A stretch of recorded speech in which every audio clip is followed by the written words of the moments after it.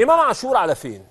امام عاشور قصته من الصعب، من الصعب استمرارها في الاهلي.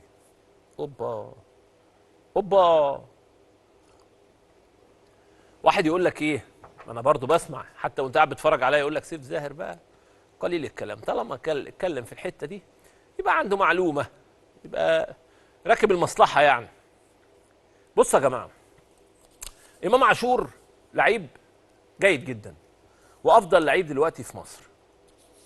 اداره الاهلي بعد صفقه زيزو وتريزيجيه اتقفلت القصه، لان دي صفقات كان ليها ظروفها وقعدنا شرحناها 150 مره.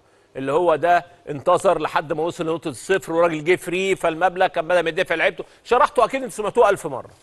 امام النهارده بيقول لك انا النهارده زي ما انا افضل لعيب في مصر لازم ابقى اغلى لعيب في مصر. الفجوه كبيره جدا والاهلي مش هيعمل كده. الاهلي مش هيعمل كده، مش هيدفع الارقام دي. فالنهارده الاهلي هيقول له طب انا هجدد لك، عايز كام؟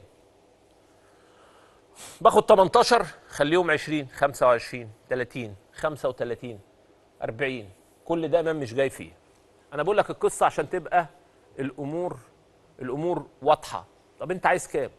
انا عايز 90 70 و20 اعلانات 60 و20 اعلانات، بغض النظر انا يعني انا بقول ارقام كده ايه من اللي انا بسمعها، يعني محدش يقف على الرقم بالظبط. انا لازم اكون مع اعلى واحد في الاهلي. الاهلي هيعمل كده؟ مش هيعمل كده. انا بقول لحضراتكم الاهلي مش هيعمل كده. امام فاضل له سنتين ونص.